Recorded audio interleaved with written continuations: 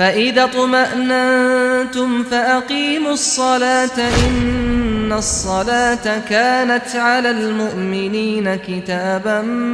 مَوْقُوتًا۔ السلام علیکم ورحمۃ اللہ وبرکاتہ۔ الحمدللہ رب العالمین والصلاة والسلام علی اشرف الانبیاء والمرسلین نبینا محمد وعلی آلہ واصحابہ اجمعین وبعد۔ نماز باجماعت کے فضائل سے متعلق بہت ساری باتیں اس غرض سے کہ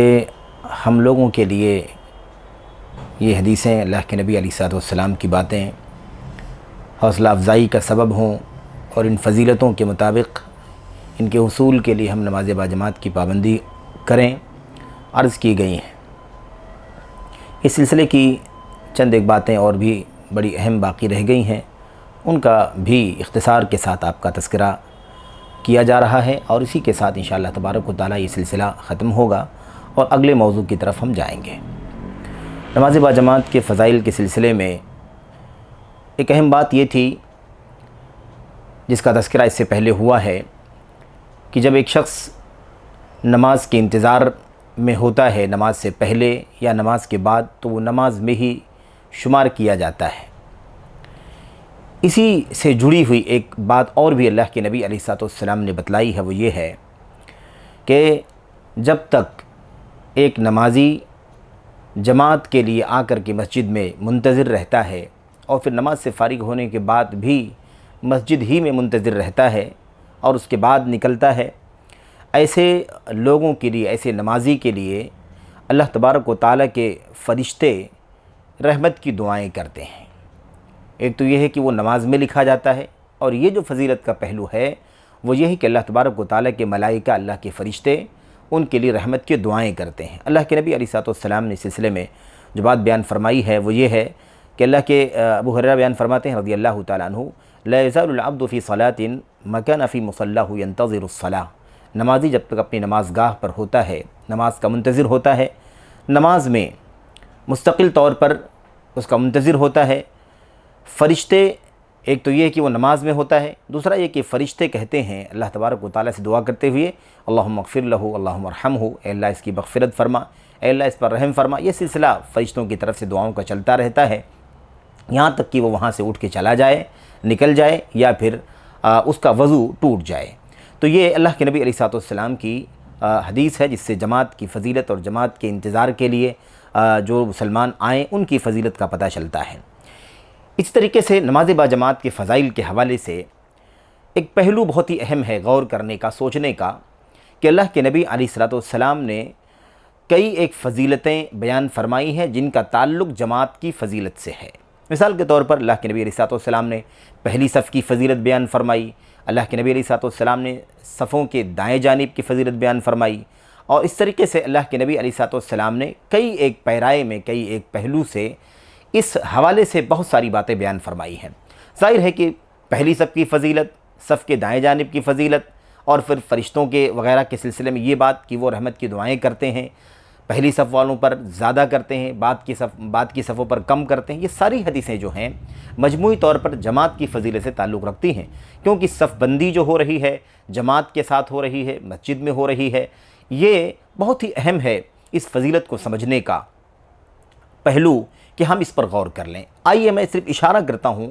اس حوالے سے۔ جو ایک فضیلت ہے وہ یہ ہے کہ اللہ کے نبی علیہ الصلوۃ والسلام نے فرمایا کہ پہلی صف جو ہے، یا صفیں جو ہیں نمازیوں کی مسجد میں جو ہوتی ہیں، ان میں سے جو پہلی صف ہوتی ہے وہ فرشتوں کی صف کی طرح سے ہوتی ہے۔ جیسے فرشتے اللہ تبارک و تعالیٰ کے یہاں البیت المعمور میں صف بندی کرتے ہیں، اسی طریقے سے یہ پہلی صف بھی ہوتی ہے جو اللہ کے بندگان جن و انس اللہ کی مسجدوں میں صف بندی کرتے ہیں۔ اور اس کے لیے اللہ کے نبی نے فرمایا کہ اس کی اہمیت اتنی زیادہ ہے کہ اگر کوئی جان لے تو اس کے لیے قرآن اندازی کرنے کی نوبت آ جائے گی، یعنی لوگ بہت سبقت کریں گے، اتنی زیادہ تعداد میں لوگ پہنچ جائیں گے صف بندی پہلی صف میں حاضر ہونے کے لیے کہ کون پہلی صف میں جگہ پائے، اس کے لیے قرآن اندازی کرنے کی نوبت آ سکتی ہے۔ تو آپ دیکھیں کہ اللہ کے نبی علیہ الصلوۃ والسلام نے بیان فرمایا کہ پہلی صف کی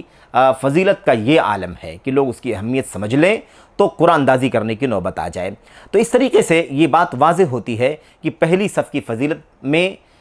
یہ بات شامل ہے کہ جماعت کی فضیلت سے گفتگو کی جا رہی ہے، متعلق گفتگو کی جا رہی ہے، تو یہ جماعت کی فضیلت ہی ہے کہ اس میں حاضر ہونے والے پہلی صف میں جو رہیں گے، سبقت کرنے والے جو رہیں گے، وہ اس فضیلت کے حامل ہوں گے اور اللہ کے نبی علیہ الصلوۃ والسلام کی اس فضیلت کے مستحق قرار پائیں گے۔ ان کی صفیں اللہ کے فرشتوں کی صفوں کی طرح سے ہوں گے۔ ایسے ہی اللہ کے نبی علیہ الصلوۃ والسلام نے صاف لفظوں میں بیان فرمایا، لو تعلمون او یعلمون ما فی الصف المقدم لکانت القرعہ۔ اللہ کے نبی نے فرمایا کہ اگر لوگوں کو پتہ چل جائے، معلوم ہو جائے کہ پہلی صف میں کتنی بڑی فضیلت ہے، تو قرعہ کرنے کی نوبت آ جائے گی، قرعہ ڈالنے کی۔ ایسے ہی اللہ کے نبی نے فرمایا، ان الصف الاول علی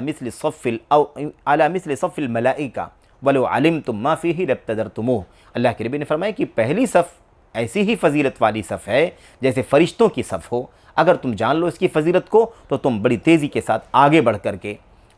آگے بڑھنے کی کوشش کرو گے، سبقت کرو گے۔ اللہ کے نبی علیہ الصلوۃ والسلام نے بات بیان فرمائی ہے کہ فرشتوں کی صف کے مثل ہے، یہاں کی پہلی صف فرشتوں کے صف کی مثل ہے۔ اس کا معنی کیا ہے؟ اس کا معنی یہ ہے کہ ان فرشتوں کی صفوں پر اللہ تعالیٰ کی رحمت ہوتی ہے، اسی طریقے سے اس پر بھی رحمت ہوتی ہے۔ ایسے ہی یہ بھی اللہ تبارک و تعالیٰ سے ایسے ہی قریب ہوتے ہیں جیسے اللہ کے فرشتے اللہ تبارک و تعالیٰ سے قریب ہوتے ہیں۔ پھر یہ صفیں برابر ہوتی ہیں، مناسب ہوتی ہیں، معتدل ہوتی ہیں، سب لوگ پورے اہتمام کے ساتھ صف بندی کرتے ہیں۔ تو اللہ کے نبی علیہ الصلوۃ والسلام نے اس بات کو اس پیرائے میں بیان فرمایا ہے، اسی حساب سے کہا گیا ہے، علی مثل صف الاول علی مثل صف الملائکہ، پہلی صف تمہاری فرشتوں کے صف کی مثل ہے۔ ایسے اللہ کے نبی نے فرمایا تھا، الا تصفون کما تصف الملائکۃ عند ربها، تم لوگ ایسی صف بندی کیوں نہیں کرتے جیسے فرشتے اللہ تعالیٰ کے یہاں، اپنے رب کے یہاں صف بندی کرتے ہیں۔ صحابہ نے پوچھا اللہ کے نبی،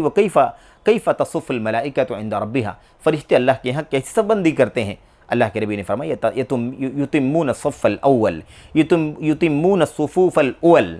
ویتراصون فی الصف، پہلے وہ اگلی صفیں مکمل کرتے ہیں اور پھر صف بندی میں بہت ہی زیادہ مل جل کر کھڑے ہوتے ہیں، بالکل ایک دم گتھم گتھا ہو کر کے، پیر سے پیر کو دیکھیے تراس کہا گیا، تراس کے معنی ہوتے ہیں بالکل جم کر کے کھڑا ہونا، ایک دوسرے سے بالکل چپک کر کے مضبوطی سے کھڑا ہونا۔ تو یہ فضیلت کا یہ پہلو بڑا اہم ہے۔ ایسی دوسری فضیلت آپ دیکھیے، اللہ کے نبی علیہ الصلوۃ والسلام نے فرمایا کہ پہلی صف جو ہے وہ تمام پیچھے کی صفوں سے زیادہ فضیلت والی صف ہے اور سب سے بہتر صف ہے۔ آپ سوچئے اس کا کیا مطلب نکلتا ہے؟ اس کا مطلب یہی تو ہے کہ لوگ نماز باجماعت کے لیے حاضر ہوں، اور حاضر ہی نہیں بلکہ سبقت کریں، جلدی پہنچ کے پہلی صف میں حاضر ہونے کی کوشش کریں، کیونکہ یہ پہلی صف بعد کی صفوں سے زیادہ بہتر ہے، خیر ہے، فضیلت والی ہے۔ اللہ کے نبی نے فرمایا، خیر صفوف الرجال اولها وشرها آخرها وشر صفوف النساء آخرها وخیر صفوف النساء آخرها وشرها اولها، سب سے پہلی صف جو ہے مردوں کی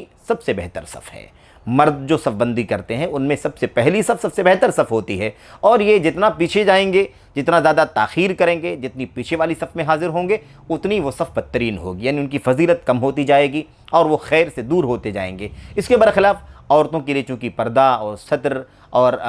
وغیرہ مطلوب ہے، اس لیے اللہ کے نبی نے فرمایا کہ سب سے بدترین صف عورتوں کی وہ ہے جو سب سے اگلی ہے، اور سب سے بری صف وہ ہے جو بعد کی ہے۔ اس کا مطلب یہ نہیں ہے کہ جو عورتیں پہنچ گئی ہیں اور پہلی صف میں ان کو جگہ ملی ہے وہ شر والی صف میں ہیں، اس معنی میں نہیں ہے۔ اس معنی میں یہ ہے کہ مردوں کو آگے رہنے کی ضرورت ہے، پیش قدمی کرنے کی ضرورت ہے اور سبقت کرنے کی ضرورت ہے، یہ بتانا مقصد ہے۔ بہرحال میرے بھائیو، اللہ کے نبی علیہ الصلوۃ والسلام کی اس حدیث سے پتہ چلتا ہے کہ پہلی صف کا یہ عالم ہے کہ سب سے بہترین صف ہے۔ ایسے ہی اس حوالے سے تیسری جو فضیلت بیان کی گئی ہے وہ یہ ہے کہ اللہ تبارک و تعالیٰ اور اس کے فرشتے پہلی صفوں پر رحمت کی دعائیں کرتے ہیں۔ اللہ کے فرشتے رحمت کی دعائیں کرتے ہیں اور اللہ تبارک و تعالیٰ رحمت نازل فرماتا ہے۔ یہ بات اللہ کے نبی نے بیان فرمائی، تو صحابہ کرام نے پوچھا، اللہ کے نبی پہلی صف پر یہ کرم ہے اللہ تبارک و تعالیٰ کا، یہ فضیلت اسے حاصل ہے، دوسری صف کا کیا مسئلہ ہے؟ اللہ کے نبی علیہ الصلوۃ والسلام نے پھر دہرایا کہ اللہ تبارک و تعالیٰ کی یہ فضیلت پہلی صف والوں کو حاصل ہے۔ پھر جب تیسری مرتبہ صحابہ کرام نے کہا دوسری صف کا کیا مسئلہ ہے، تو اللہ کے نبی نے فرمایا، ہاں دوسری صف کے ساتھ بھی یہی معاملہ ہے، یعنی دوسری صف پر بھی اللہ تبارک و تعالیٰ اور اس کے فرشتے، اللہ تعالیٰ رحمت نازل فرماتا ہے، فرشتے رحمت کی دعائیں کرتے ہیں۔ تو اس سے پتہ چلتا ہے، اس سے معلوم پڑتا ہے کہ اول جو صف ہے وہ زیادہ اہمیت کی ہے، زیادہ فضیلت کی ہے اور زیادہ خیر و برکت کی ہے۔ میرے بھائیوں، اس حوالے سے اور بھی بہت ساری حدیثیں ہیں، فضیلت کے پہلو میں انشاءاللہ تبارک و تعالی اگلے انشاءاللہ تبارک و تعالی حلقے میں آپ کے سامنے ذکر کروں گا۔ دعا ہے کہ اللہ تبارک و تعالی ہمیں ان فضائل کو اور ان فضائل کو خصوصیت کے ساتھ جو جماعت کی فضائل سے ہی تعلق رکھتی ہیں سمجھنے کی توفیق عطا فرمائے، اور اللہ عز و جل ہمیں اس کی پابندی کرنے کی توفیق عطا فرمائے۔ آمین یا رب العالمین۔ السلام علیکم ورحمۃ اللہ وبرکاتہ۔